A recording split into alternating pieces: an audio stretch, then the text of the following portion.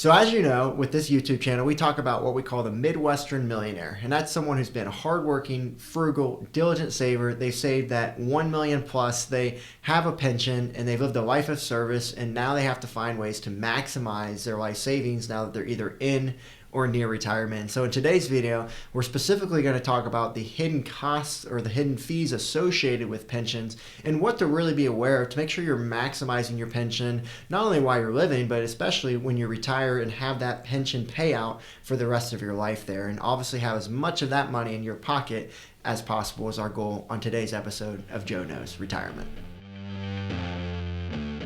Joe knows taxes. Joe knows the market. Joe knows Social Security. Joe knows income planning. Joe knows pickleball? No.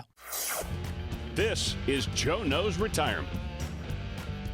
So my name is Joe Schmitz. I'm the CEO and founder of Peak Retirement Planning. And if you're first time watching this YouTube channel, then we're glad to have you. And you can actually subscribe to these videos and these will get sent to you as a reminder to make sure you can watch all of our content on what we call that Midwestern Millionaire on pensions. And if you feel like that's you, then you're really going to resonate with this content that we provide. I get so many people that reach out to us and they say, I feel like you're talking specifically to me. And I'm like, well, let me guess. You have $1 million, you have a pension, and you're looking for more advanced help as you enter into the retirement phase. And so if that's you, this is going to be the channel for you here today. So as we talk about these hidden costs and fees, you're going to think that I'm really, dogging the pension or saying bad things about it. But let's really take a step back and understand that a pension is a heck of an opportunity for you as you enter retirement. Less than 20% of people have a pension. And so if that is you, there's nothing to be concerned about or worried about. What we're going to be talking about today is how do you maximize that pension, right? We never want to say, oh, all these things are negative, so we don't want a pension. I don't think there's anyone out there that says I don't want a pension,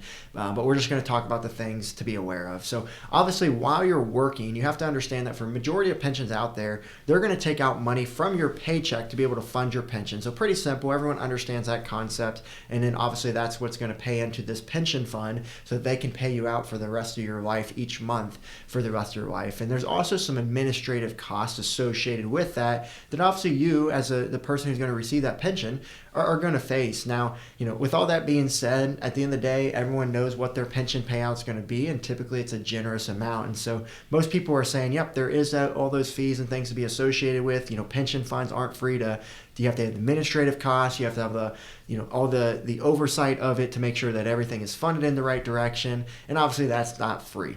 Just like our services at Peak Retirement, for those who want to come work with us, we don't tell them it's a free service and we just love doing this for free and that this is, absolutely no money that we make. It's just obviously not possible when you have a business and you have lights to turn on and you got people to pay, and so obviously everyone understands how that works. So, but again, that's nothing negative about having a great pension payout forever. And as you know, when they tell you your pension payout is going to be $5,000 a month, that typically the fees have already coming out. You're getting that amount. There's nothing that's typically coming out in addition to that you have to be aware of. And you may want to be aware of though that when you take that survivorship option, I wouldn't say that's necessarily a cost associated with that. But if you say, hey, I want my spouse to have 100% of my pension when I pass, you are going to have to pay for that. And again, I'd say it's not a cost because it's kind of an investment, right, to make sure you have your spouse good to go as time goes. But that is something that could reduce your pension payout that we want people to be aware of. And for some people, they may not need to take that survivorship option, or maybe they can get away with taking 50%. And the key thing, though, is to run your numbers to see is what are you going to need to make sure your spouse is good to go. And then we also see some people really like to utilize life insurance for that, so that if their spouse predeceases them, there can still be a payout to go to their kids or to their loved ones, and making sure that there's still a payout. Or maybe they live until they're 80 years old and then their spouse passed away at 81.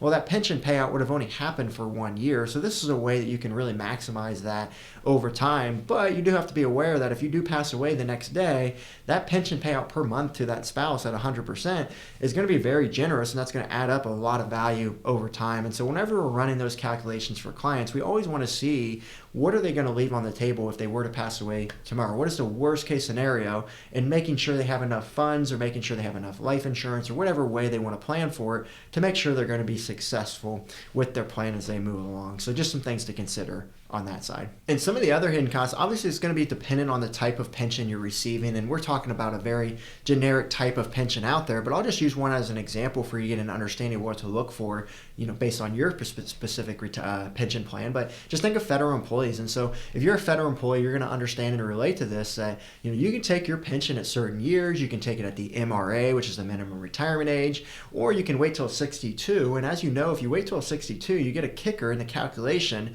Instead of a multiplication of 1, it's a multiplication of 1.1%, and so that can ultimately increase your pension benefits. So I've had people come to us and they say, well, I'm going to retire at 60 and I don't care what you say, and I'm like, that's totally fine. I just want to show you how much you're leaving on the table by not working an extra 2 years. And sometimes that can be enough to motivate someone to get to that point where they can get that increased amount. So obviously if you do retire early, you may be leaving some money on the table, which could be a hidden cost or consideration that you want to evaluate as you see, does it make sense to retire earlier or not. But I will say, some of our clients, maybe they are leaving money on the table, but for them, maybe the most important thing is the peace of mind to retire early. And if everything else adds up and all their goals are accomplished, maybe it is worth it to do that, because ultimately at the end of the day, money's used to satisfy your needs and your goals, and our goal is to be the best steward of that money. And so we always tell people there's only 3 things you can do with your money. You can spend it, you can give it, or you could gift it. And for most of our clients, they're in a position where they're going to be fine throughout retirement. They're not necessarily worried about running out of money when they have a pension and $1 million plus. They just want to find ways to maximize that money so they can either spend more and enjoy their retirement, they can gift it to maybe their family members now or when they pass, or they could give it to charities now or when they pass. And so it's all about putting together a plan where you may say, I've got enough money, so maybe we do retire 2 years early. We may not end with the biggest barn at the end of time, but if that's not your goal, then maybe it is more enjoyable to be able to have those first few years in retirement when you're more healthy and you're more energized to be able to do something like that. So just a consideration for you to think about. And the other thing to think about too is the lump sum options that come with pensions. And so obviously if you take a lump sum pension, then you're going to have a reduced monthly payout. So again, I wouldn't say that's a cost, but something that can lower your payout. But you do have to be aware, if you take that lump sum pension, and let's say you retire at 57, well, if you take that lump sum pension, then you're not going to be able to access that until 59 and a half if you move that to an IRA. And so there's the 10% penalty. And so just be aware of that if you're thinking, I'm going to take that lump sum and I'm going to spend it right away and I'm going to put it in an IRA, just be aware that you may have to face that 10% penalty there. Now, what I feel may be one of the biggest costs associated, or fees if you want to call it that, with a pension is the tax impact of it.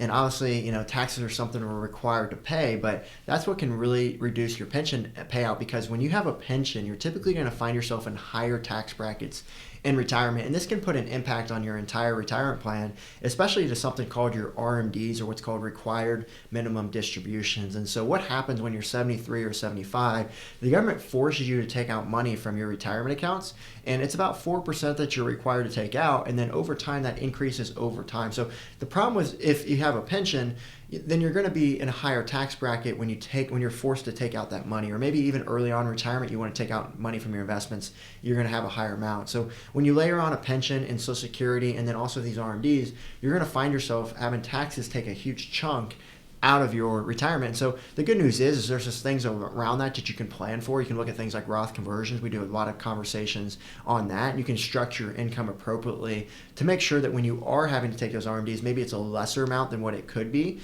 or maybe you're taking it out from Roth if you ever need money in retirement, and that's tax-free, so now you're not having to worry about that increased tax rates there. So those are all considerations to be aware of. But also with this increased income that I'm talking about here, it could also force you to pay more in Medicare premiums. And so with Medicare premiums, that's going to be when you turn 63 is when you're going to start to have to be aware of that, because when you're 63, your income that year, when you then turn 65, they're going to look back at your 63 income to decide how much you're going to pay for Medicare. And the way it works is, and I don't like it, but this is how it works, the higher income, the more you pay. And so, you could be left in a spot where you get the same health care as everyone else, but you're left with obviously a much higher bill for that Medicare service there. So for a lot of our clients, we try to find ways to reduce their income in retirement for a lot of these tax issues, just Medicare premium issue that we have to be aware of. And the other consideration here to also be aware of on these topics is Social Security. And so, a hidden cost to pensions is you're likely not going to get your Social Security tax-free. So for some people who don't have pensions, their Social Security may be tax-free because of how the provisional income calculation works for Social Security. But if you have a pension, you're probably blitzing that, and now you're going to start to force your Social Security to become 85% taxable. So it may not affect your pension at all, but it is going to affect your Social Security, meaning you're going to get less in your Social Security. For most people who see it, maybe less, 20% less than what they're expecting is what they actually get inserted to their bank account that they can actually spend after taxes are accounted for. So just all of those considerations are things to be aware of. But again, you also just need to make sure you're planning to make sure you're paying the fair share of taxes. I wrote a book called I Hate Taxes on this topic specifically. The tax code is an opportunity book where if we open it up, we can see what's in there and decide and see, hey, that strategy fits me. Let's make sure we utilize that so I can save money on taxes. Because yes, we do have to pay taxes, but we don't have to tip Uncle Sam. And so that's what I wrote about in that book. So, that's the main goal, is just to make sure people are getting the knowing and understanding what's out there. So many people come to us and say, I don't know what I don't know. We need to work with the team to make sure we're on the right track. And, if you do find yourself in that type of situation where you're just really hoping you've got everything in place, you're really not sure, then feel free to, schedule time with our team. You can do so on the link below. We always encourage someone, at this point in your life, it may make sense to work with a team at this point. Maybe you've done it on your own all these years. Maybe you're working with an advisor that doesn't really have the specialty and the type of planning that we talk about here on this channel. And so if you are looking for more of that type of planning for those with 1 million more saved, with a pension, feel free to schedule time and we could see if we're a good fit there. But, the key is just to make sure you're making those educated, informed decisions and you're not leaving any money on the table and maximizing what you just worked so hard for. So with that being said, that's all I've got on today's episode of Joe Knows Retirement. So hope you enjoyed this video, and we'll keep plenty more coming your way.